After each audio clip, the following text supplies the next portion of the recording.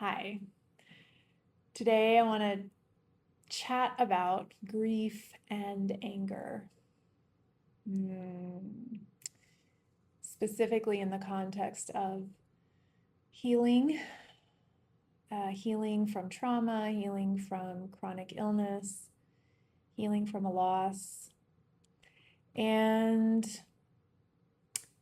I'll just be kind of sharing some of my personal experience and what I've seen in people who I know have also traveled a similar path of healing from long-standing, not only the wounds that we experienced when we were young, the traumas, but also the adaptations and the coping strategies that were put in place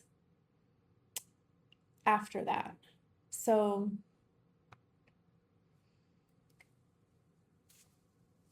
there's a lot to say on how devastating it is to the healthy functioning of the human body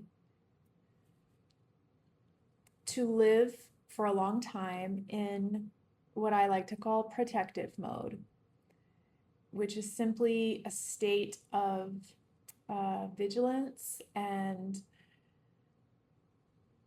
survival mode. And when we're in that mode, that means we are not in our maintenance, rest, restore, um, detox, replenish mode. And that is the mode that we need to be in most of the time. So having a complex system where all of the like downstream systems have been instructed by the central nervous system to stay in hypervigilance and stay in protection mode, it has massive effects. That has massive effects on uh, the way everything functions in our body, in our emotional experience, and in our mind. So, what does this have to do with grief? Grief and anger and other derivative emotions, similar emotions, so many times when we are living through a difficult situation, especially when we're children, there isn't very much space to fully process those emotions, to experience them in our body, to talk about them, to receive support. And I would say there's not even very much permission to do that, or at least there didn't used to be.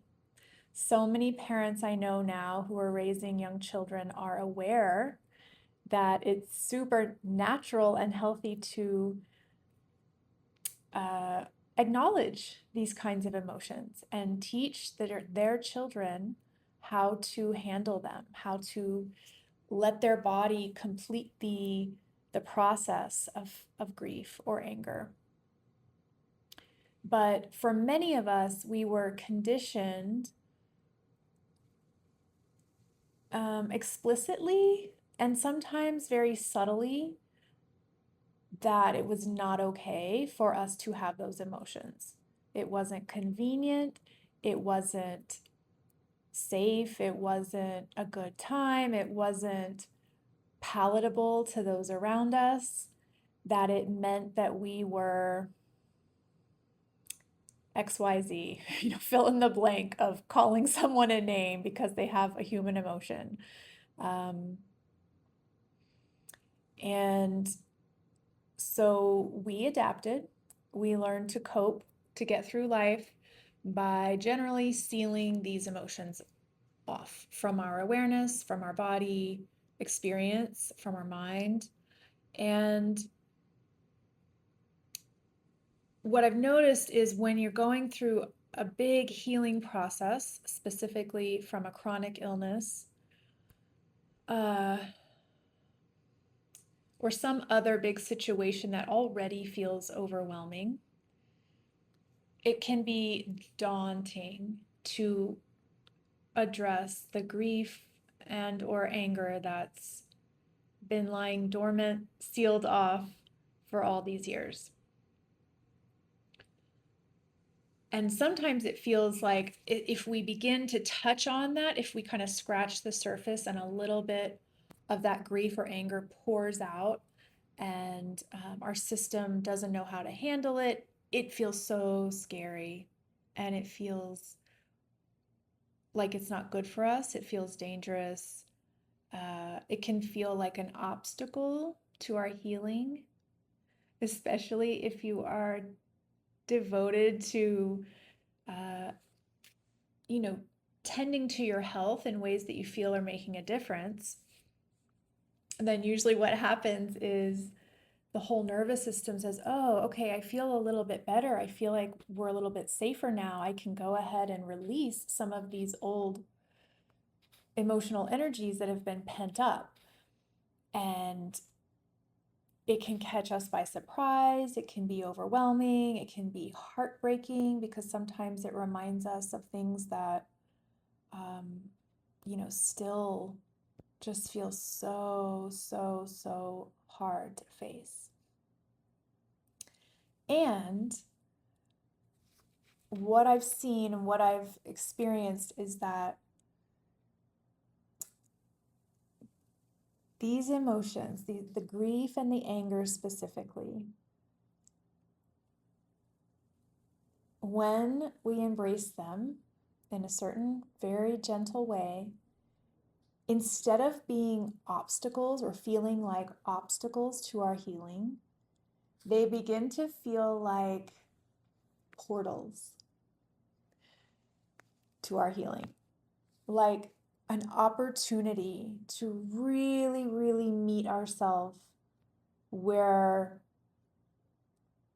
we've probably been longing to be met for many, many years.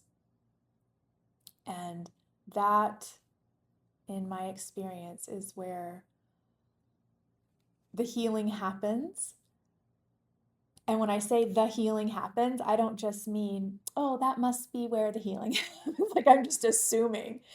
That's actually, I can pinpoint moments in my journey when I really allowed myself to meet those emotions and those needs that were kind of tangled up in those emotions. That's when my whole nervous system and all of the other systems in my body that are inherently connected through the nervous system, it all began to change. And it was changing from clenching, controlling, preventing, analyzing, figuring out all of the survival mode states into like a place of relief, a place of connection finally. And it wasn't something I had tried for years to figure out how to get to this place, to kind of force myself to feel safer. But it really wasn't until I let myself go to the very core of my vulnerability where there was so much grief and a lot of anger too, but the anger was kind of interwoven and there was just so much longing,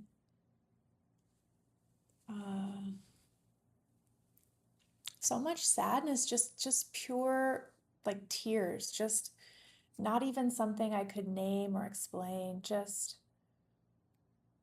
energy that had been waiting to kind of complete, to be felt, to be welcomed out into the light. And that's actually when my chronic illness started to finally, after 20 years, soften, the symptoms started to soften, kind of dissolve, and fade away. Even if chronic illness is not a part of your journey, I just say that to say that I have a concrete experience, a very specific types of symptoms or, signs that I could measure that showed that something big was happening when I really went into these places of grief and anger and the very most vulnerable spots. And I've heard similar stories from other people who have had things that they could measure that changed when they did this.